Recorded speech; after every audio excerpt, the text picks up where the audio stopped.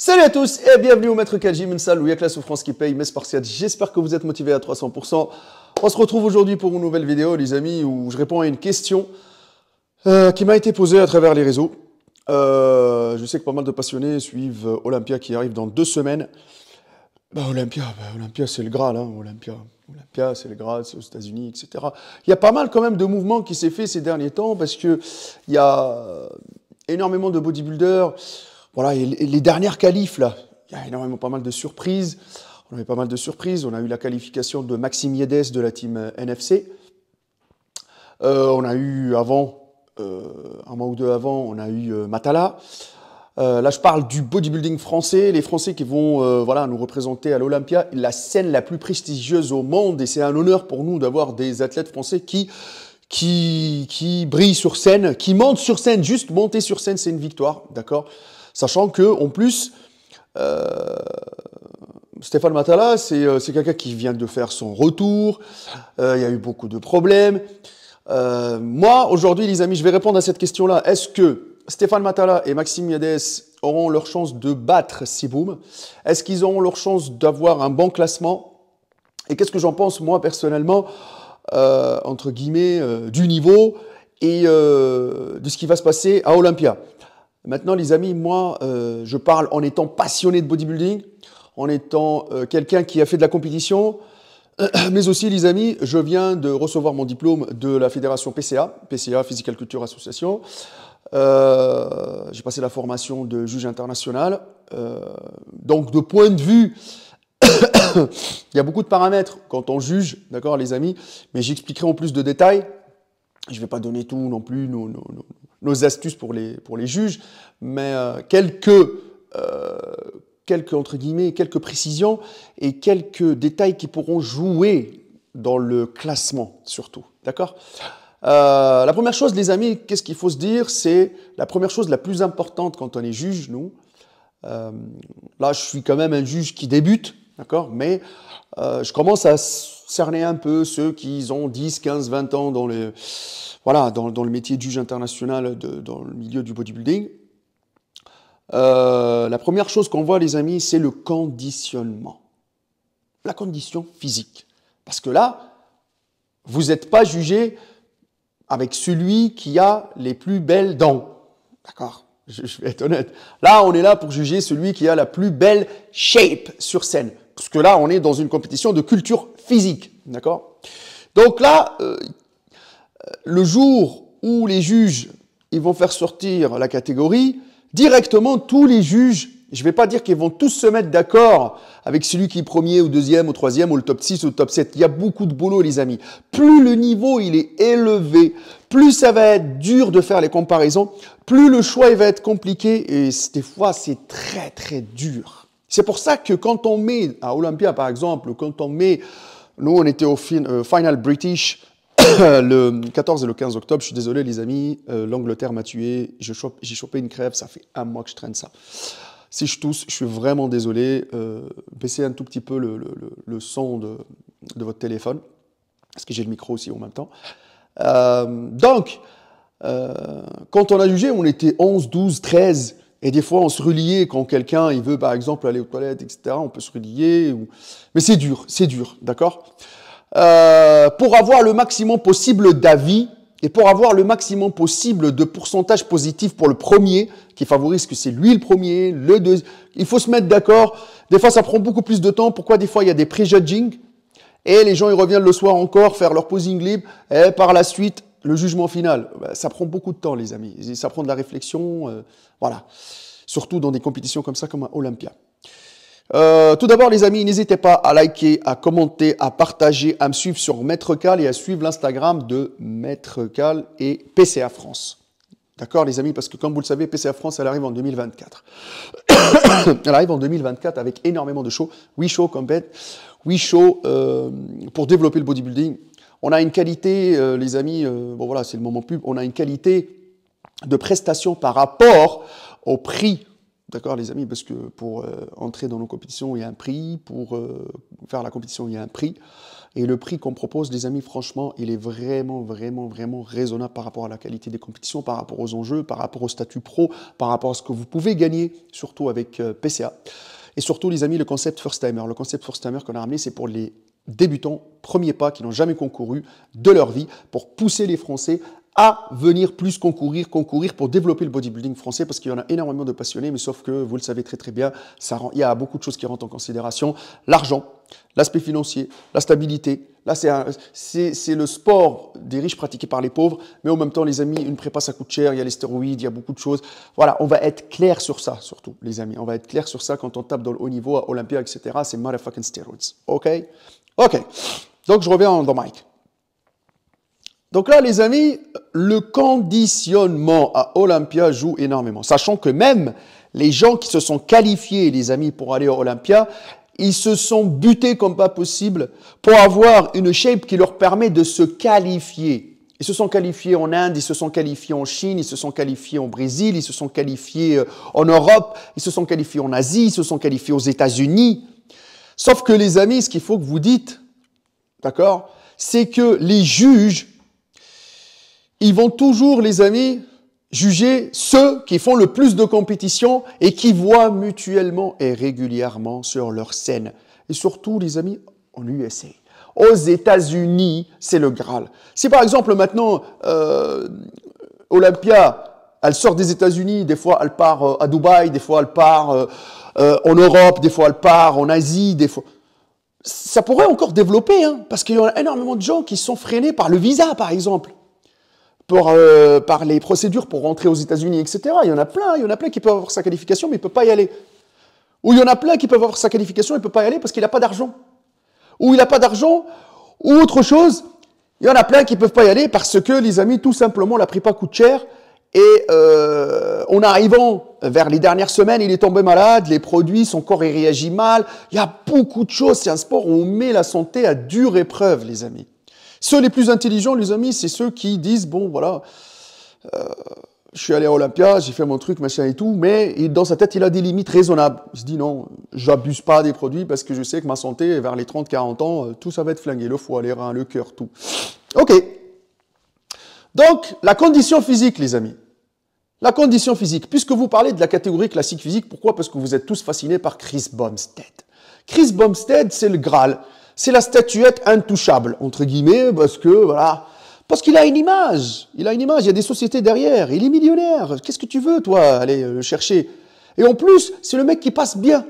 Belle gueule, le moustache. Tout le monde, maintenant, dans les classiques, ils font des moustaches pour le ressembler, etc. C'est l'idole de pas mal de personnes. Sauf que, les amis, vous savez très, très bien que Chris Bumstead, il prépare qu'une seule compétition. Parce qu'il peut préparer qu'une seule compétition. Parce que son état de santé, je pense... Même là, il est en train de bouffer des stéroïdes à balle pour pouvoir arriver avec cette qualité-là pour ne pas décevoir ses fans. Mais est-ce que ça vaut la peine, les amis? Les fans, ils peuvent être compréhensifs que Chris Bumstead, il a une maladie. Il y en a plein qui ont parlé. Il y a pas mal de youtubeurs qui ont parlé de ça. Il y en a plein. Ils sont au courant. Les amis, j'aime corps. Il y en a plein de youtubeurs américains qui ont parlé de ça. Mais moi, la santé, moi, je te le dis honnêtement, Olympia ne vaut pas mes reins, moi. Ce n'est que mon avis personnel. Parce que, ouais, ok, tu as de l'argent, tu vas te faire greffer des reins. Ouais, mais c'est dur, tout ça. Ça va engendrer beaucoup de dégâts psychologiques. 4 fois Mister Olympia, c'est bon, t'en as gagné. Cette fois-ci, les amis, je vous le dis honnêtement, personne ne peut le détrôner, vu les mises à jour qu'il fait. Et en plus, les mises à jour qu'il met, les amis, en même temps que je vous parle, il y a des photos qui passent. Les mises à jour qu'il fait, c'est des mises à jour, je pense, qu'il prend la photo, il attend 2 semaines, 3 semaines pour ne pas te montrer toi derrière la caméra et exposer sa shape finale aux autres concurrents. Comme ça, ils vont avoir une gifle le jour J. Ils vont dire, waouh, bah...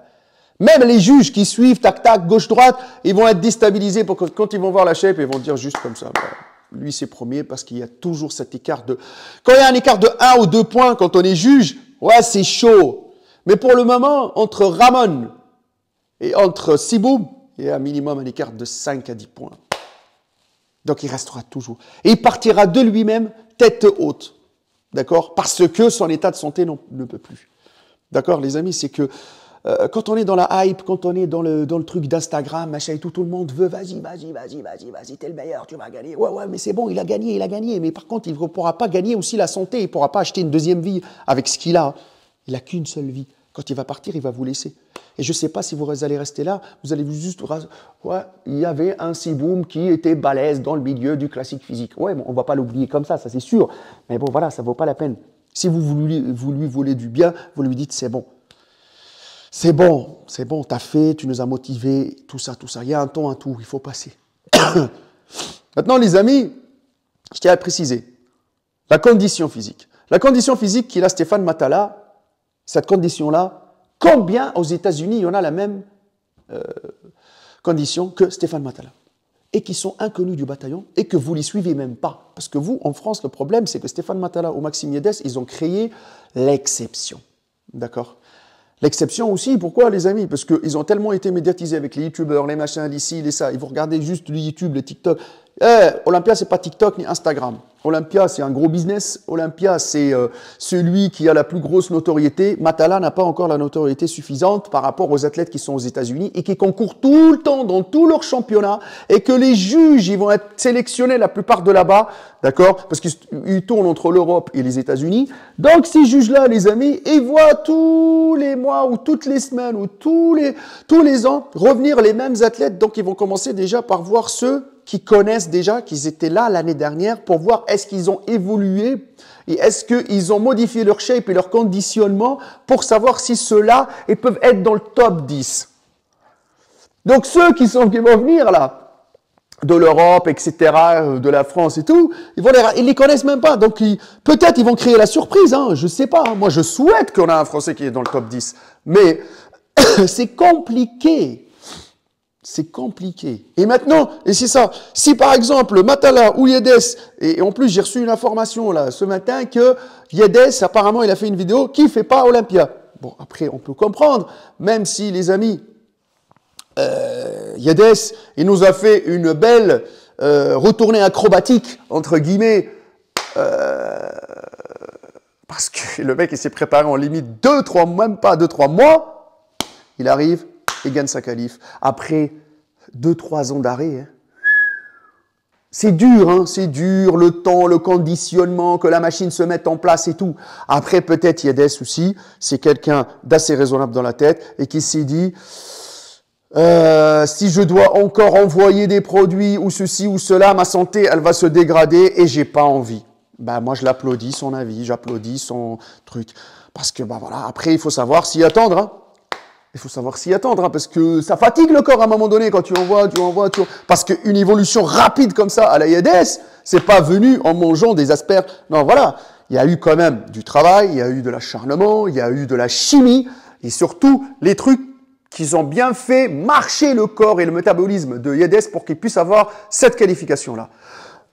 Moi, personnellement, je vous le dis clairement, hein, pour le moment, ils n'ont pas encore leur place dans le top 10. C'est très très compliqué. À part les amis, si tout, je le répète encore une fois, tous les gars qui viennent à Olympia, là, ça veut dire que de top 5, et ça je vous le dis honnêtement, hein, parce que Ciboum, Ramon, Breon, Diesel, tout ça là, ces gars-là, ils sont énervés, ils reviennent comme pas possible. Urs, tous, les amis, tous.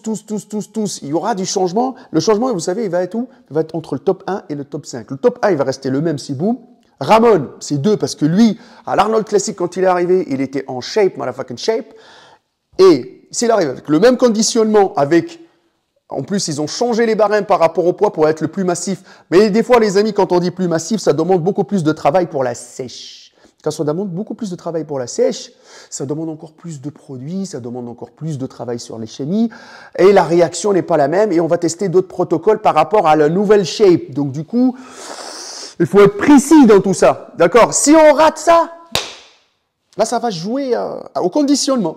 2, 3, 4, 5, 6. Vous allez voir, les 2, 3, 4, 5, 6, c'est le conditionnement. Ça veut dire que là, si on veut avoir tous nos chances à Olympia, il faut que tout le monde arrive déchiqueté en shape. Avec une symétrie de ouf, haut du corps, bas du corps quand on parle de classique, small waist, le vacuum, la V-tape. Et autre chose, il y a autre chose qui va jouer. Quand les deux gars, ils ont la putain de condition de ouf, nous les juges, quand on va les sortir, et on va commencer à faire la comparaison du top 5, top 6, on va les mettre les deux côte à côte. Mais sauf que les amis, tu vas voir beaucoup de choses. Tu vas voir celui qui pose le mieux, celui qui a le meilleur charisme et celui qui gère le plus ses poses par rapport à sa condition physique. Et c'est là où lui, il va commencer à gratter des points, il finira premier et l'autre finira deuxième. D'accord, les amis, c'est comme ça que ça va se jouer. Pour le moment, Maxime Yedes ou Stéphane Matala, je vous le dis honnêtement, il faut qu'ils concourent à l'échelle américaine. Et en concourant à l'échelle américaine, ils vont apprendre beaucoup de choses. Et non pas juste rester dans l'échelle européenne pour se qualifier. Parce que l'échelle européenne aussi, on a des mecs qui sont balèzes. Hein. En Espagne, au Portugal, d'accord? Mais chercher sa qualification en France, parce que de toute façon, en Europe, les athlètes, ils tournent, d'accord? Quand ils voient un qualifier, ils vont en Pologne, quand ils voient un qualifier, ils vont, par exemple, en Espagne. Ils tournent tout le temps. Les athlètes américains ne viendront jamais en Europe chercher leur qualification. D'accord? Parce que là-bas, ils savent que c'est le Graal, c'est le niveau de ouf, parce que le niveau des athlètes là-bas, qui sont dans le top 5, par exemple classique ou men's physique, etc. Comme cette année, on a encore Jérémy Bandilla qui revient très fort pour se battre pour la 5e. Je peux vous dire que là, bon, il envoie du très lourd, un comeback phénoménal, d'accord? Bah, il n'a pas peur, pourquoi? Parce qu'il a déjà rivalisé avec les meilleurs. Mais sauf que là, il y a un développement parce qu'il y a eu un arrêt. C'est pour ça que je dis Yedes, avec l'arrêt qu'il a, là, il faut revenir fort, il faut faire des compétitions, refaire. Et surtout, les amis, allez-y à l'échelle. Il faut aller concourir à l'échelle internationale aux États-Unis et tout pour se concurrencer, pour qu'ils te voient, que ta notoriété, elle augmente. Ils disent les revenus. Par exemple, là, cette année-là, il fait 14, 15, 16. On n'en sait pas, d'accord? C'est le conditionnement. Tu peux finir 15e. Si ta condition, elle est parfaite, bah, tu peux finir 9e. Vous voyez, il y a beaucoup de choses. Après, si tout le monde est conditionné, c'est là où ça va partir. On a un show phénoménal. Mais il y a la notoriété qui joue, qui joue beaucoup. Il y a le conditionnement qui joue beaucoup, il y a le charisme, il y a le posing. Sauf que, je le répète encore une fois, ils sont exceptionnels pour la France, Maxime Yedes et Stéphane Matala, mais ils ne sont pas encore assez exceptionnels pour le niveau américain. Ce n'est que mon avis personnel. Vous allez dire, vous, dans les commentaires, ce que vous en pensez. On n'est pas là, les amis, attention, on n'est pas là pour... ouais, Cal, t'es jaloux, machin, nani, nana. Non, les amis. Moi, j'ai pas leur niveau. J'ai pas les moyens de faire les mêmes prépas. Et après, c'est chacun son choix personnel. Moi, j'applaudis le choix que des gens comme ça se battent pour la passion et se battent pour aller nous représenter dans les meilleures compétitions au monde. D'accord? Maintenant, il faut le dire, les amis, on ne joue pas avec les mêmes armes, on n'a pas les mêmes coachs. Quand tu vois Siboun, son coach, qui sait comment lui mettre les molécules qu'il faut, et quand tu vois les mises à jour qu'ils sont en train de faire, on est loin des protocoles, on est loin de la méthode de travail des SAN NFC, etc. D'accord? Il y a beaucoup. D'accord? Mais rien n'empêche que pour le niveau d'Europe, c'est déjà vraiment une victoire pour nous. Voilà les amis, ce n'est que mon avis personnel. Vous me dites dans les commentaires ce que vous en pensez. Moi, je vous ai exprimé un peu mon avis en étant juge. Voilà, je débute dans le jugement, etc. Mais je commence quand même à comprendre comment ça fonctionne. Mais cette année-là, je vous le dis, Siboum, il est premier. Ramanoli deuxième, ça c'est sûr. Après les 3, 4, 5, ça va se jouer. Hein. Ça va se jouer entre Brian, ça va se jouer entre Urs, ça va se jouer entre Rutezel. Après le reste, les amis, bon voilà, hein, c'est à partir de 5, 6, déjà top 10, déjà, ça veut dire que déjà c'est une victoire de malade. Si aujourd'hui, là, Stéphane Matala, il te ramène top 10, ça veut dire qu'après, il faut qu'il s'accroche. Et il fait... Mais les amis, faites attention, il y a beaucoup de choses qui vont rentrer en considération. Il y a l'âge, il y a la chimie, parce que qui dit top 10 pour pouvoir rivaliser et gratter des places après, il faut que tu reviennes avec une meilleure condition, il faut que tu reviennes, que tu en bouffes des stéroïdes, etc. Mais est-ce que tu es prêt à jouer avec ta santé? Telle est la question. C'est pour ça que ces gens-là, moi, c'est pas que je cautionne pas. À un moment donné où tu as fait ta notoriété, où tu as gagné, etc., retire-toi tant qu'il est encore tôt, parce que par la suite, le corps, il va tomber, et quand il va tomber, tu vas laisser ta santé. Mon Instagram, Maître Cal, ou sinon, PCA France, les amis. N'hésitez pas à commenter, à liker, à partager. Et si vous avez besoin d'un coup de main, n'hésitez pas à m'envoyer un message sur WhatsApp sur le 07 77 68 49 24 pour les coachings en ligne, on the mic, motherfucking mic. Nous, les vendeurs de rêve, on leur fait quoi, les amis? On les fuck, motherfuck, à 300%. Peace.